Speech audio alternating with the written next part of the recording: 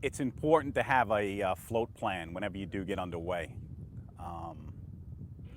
What you want to do is you want to let someone know where you're going, how long you're going to be there, and approximately when you're going to come back. And you could leave that with the town of Smithtown, the Department of Public Safety, Waterways and Navigation Division, right here at the marina.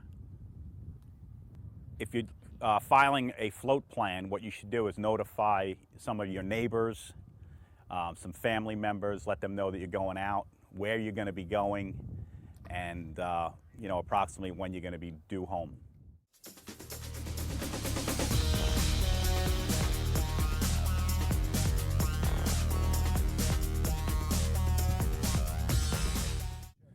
It's very important that before getting underway and before setting out for a day on the water, that you check the weather and make sure that there's not going to be any kind of adverse weather conditions, thunderstorms.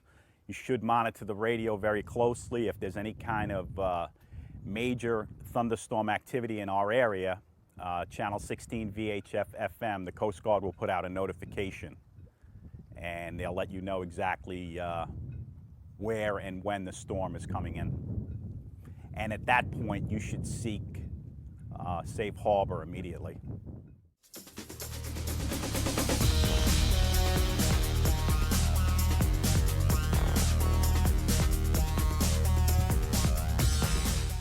Every vessel that gets underway needs a life jacket for each passenger on board. If you have a child on board, you'd need a child life jacket. There's a bunch of different varieties of life jackets that you could purchase. We suggest to the parents that they bring the child with them to purchase the life jacket so that the child has a vested interest in picking out the different life jackets, and that it's a little benefit for them to wear it. By United States Coast Guard regulations, it goes by weight. The life jacket has to be rated to the weight of the person. The life jacket has to be attached to the person that's wearing it properly with all the straps and belts, and everything has to be clipped and properly tied. So if they do go in the water, they don't slip out of the PFD. You also need to have a throw ring with a sufficient amount of line on it, and that's in case someone falls overboard, you're able to throw them a floatable device and get them back to the boat safe. The number one cause of death out here on the water is because the people who are out on the water are not wearing the PFD. If they do fall overboard and they don't have the personal flotation device on, chances are that they're not going to make it. So we suggest that if you're operating on any vessel, we wear them. The Bay Constables wear our personal flotation devices, and we're professionals. We're out there all the time, and we wear our PFDs. So we suggest that anyone who's operating a boat, whether it be a kayak or a canoe or a sailboard, that they wear their personal flotation device. The chill that kills, hypothermia. Hypothermia is when your core body temperature drops below 98.6 degrees.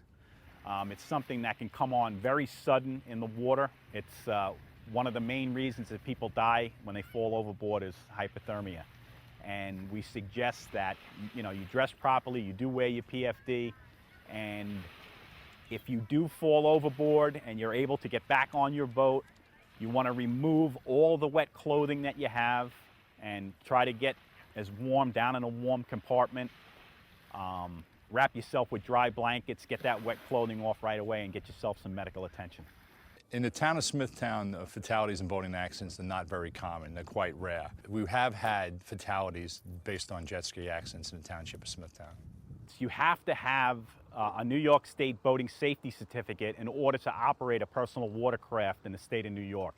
It used to be that it was only children that needed the safety certificate, but now it's everyone who operates a personal watercraft on the waters of the state of New York must be certified. You must go through a mandatory boating safety course, which is 8 hours, and you're going to be given a document.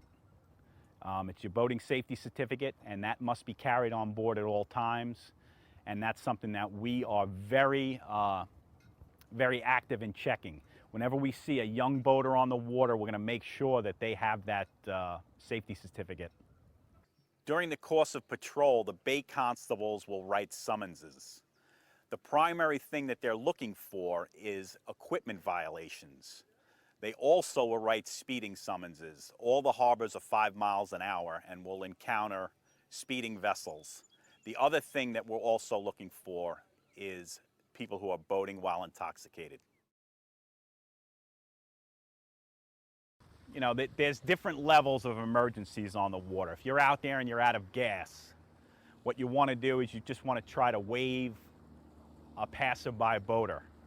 Many boats that are just passing by will render assistance to you. At minimum, they'll make a phone call or they will contact us via Channel 16. And what they'll do is they'll stand by until we get on scene. If you're out there by yourself and you don't find any passing traffic, by all means, you could use one of your flares that you have on board. You can use your flag, your distress flag, and you would fly the distress flag from the highest point of your vessel. And hopefully a passerby boater would see you and either come up to you and find out what was wrong with you, or they'd notify us. If you are stuck out on the water, we suggest that you contact the Town of Smithtown Waterways and Navigation Division. There are several ways that you can contact us. The first and easiest way to contact us would be via Channel 16 VHF FM radio. We monitor that frequency basically 24/7. And you could also call us via landline on a cell phone at area code 631-360-7643. That's the direct number to the marina here. And, you know, we'll come right out and we'll come out and assist you. Marine 2, just to advise you, we were able to tow the vessel off the beach. They are underway on their own power. We are 3827 at this time. And 41628.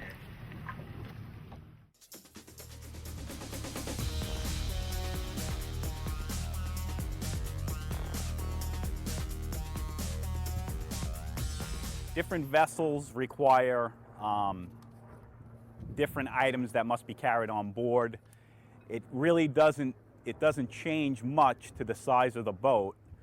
Fire extinguishers would be one thing that would change according to the size of the vessel. If you have a large boat, you're going to need more fire extinguishers. If it's a smaller boat, you only need one Class B1 fire extinguisher. All boats need to have, you need to have flares, a sound producing device. That's our normal horn. You're also going to need all of your equipment. When we stop you, or when you get stopped by the Coast Guard or the Suffolk County Marine Police, they're going to check to see that you're in compliance with all state, federal, and local regulations. You also need to have if you have an inboard boat, it has to have a backfire flame arrestor that covers the carburetor, and that is to prevent any kind of spark down in the engine compartment that could cause a fire or explosion.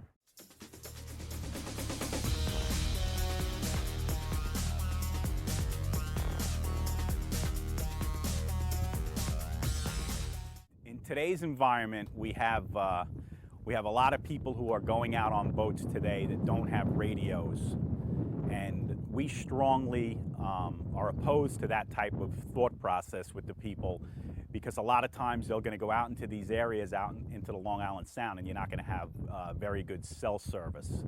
So we suggest to all of our boaters in the town of Smithtown that they have a marine VHF radio, whether it's a portable unit or if it's a fixed mount unit on the boat.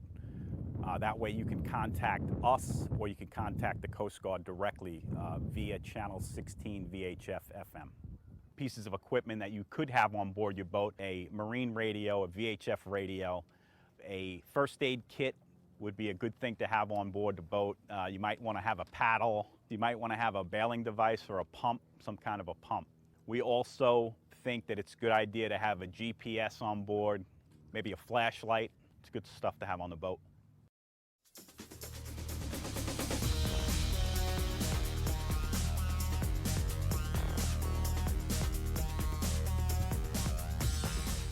As far as New York State navigation law goes and Town of Smithtown code, all vessels are required to have a proper registration on board. They must be carried on board. They must be the original copy of the New York State registration, and that needs to be produced when requested by a police or peace officer out on the water. When they're registered, you get a hull number involving the original 2 letters of NY, followed by a series of 4 numbers, followed by a series of 2 letters. Those numbers are essentially like an automobile license plate. They go on the forward half of the hull of the vessel. They're supposed to be put in a color that will contrast against the color of the hull. For example, if the hull is white, you should have a dark color, such as a black lettering and numbers used, so that the numbers can be seen from a distance. In addition to that, 3 inches to the rear of those numbers, you place a New York State registration sticker. The registration has a year of expiration on it, and that's also similar to a vehicle.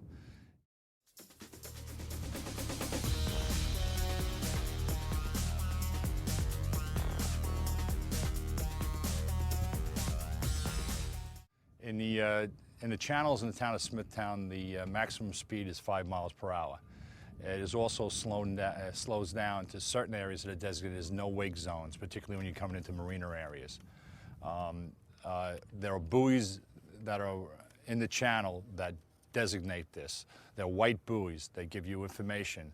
There are white buoys in the channel that say 5 miles per hour on them, and there are other buoys that say no wake. In addition to those, you have red buoys and green buoys. When you're entering a channel and in the waterways of Town of Smithtown, as well as the waterways of the United States, the red buoy should be on your right-hand side.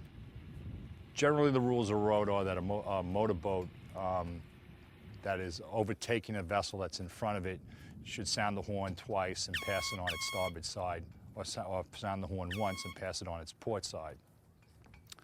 When a vessel is, if you're in a powerboat and you're moving forward, a powerboat on your right or starboard has the right of way, and a boat on your left or port should give you way. But that you have to consider that you have to objectively look at the situation. If the boat that you're approaching is not obeying the law, then it becomes incumbent upon you to throttle back for safety reasons and watch what the other vessel is doing. Sailboats, again, under power, are treated like motorboats. A sailboat under sail now has the right of way, and you have to yield. When operating a vessel at night, it's New York State requirement that the vessel have proper running lights. The running lights are a port and starboard running light. The forward lights are red and green, and the stern light or masthead light is a white light. It can be a combination light on a smaller vessel where you would have red and green in combination with the white stern light. They have to be displayed during times of restricted visibility and from dusk to dawn.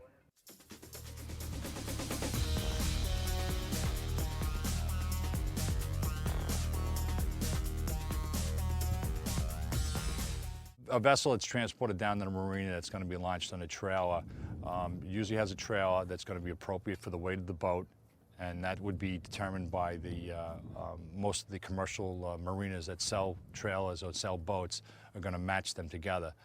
The trailers tend to be rated on weight and overall length so that the boat will fit on it appropriately. You're going to have a hitch on your vehicle that's going to be rated to handle the weight of the boat. There's also a tongue weight that comes into play when you brake, because weight transfers from the front towards the tongue of the trailer. All of that can be determined by the person who sells you the equipment. Lights, the same lighting pattern that you have on your car is the same lighting pattern that you're going to have on your trailer, and you're going to have a New York State license on it, and it's going to have to be registered on a yearly basis. And that registration will be displayed with a sticker in the corner of the plate. So we're going to simulate hooking up a trailer to a trailer hitch on a boat, and what you want to do is you want to make sure that the ball and the tongue match. This happens to be a 2-inch ball with a 2-inch tongue, so we're going to put the tongue on the trailer ball, and then you want to make sure that you hook up your wire harness. This is for your brakes and for your directionals. and that simply just gets plugged in. Okay, you want to make sure that you hook up your chains or your cables. In this case, it's cables, and you want to make sure that you hook them up to the vehicle, and you have to crisscross them. So we're going to hook this one up right in here, like so. And then the other one goes on the other side, and we're going to crisscross that one. So if the trailer, God forbid, does pop off the ball, the idea is that the tongue of the trailer will lay in the cables and it won't hit the road.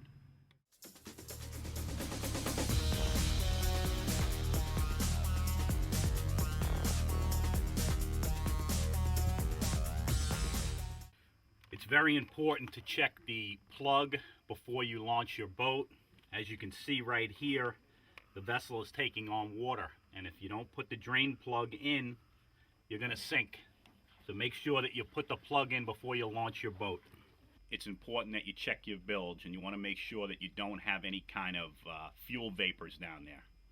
So I'm going to open the hatch here, and the best way to do it is just stick your head in there, just smell around and make sure you don't smell any fuel vapors. This is the engine, this is the fuel tank right here. And it smells good. So that's it. Now we can start the boat up. One of the most important things that we suggest that you do is to check for any kind of fuel leaks. You always want to check to see that your fuel lines are connected properly. You want to see that all of your gear is stowed properly. You want to make sure that that drain plug is in place before you do get underway. The primary mission of the Department of Public Safety Waterways and Navigation Division is law enforcement. And what we're out there trying to do is to keep the boating public safe.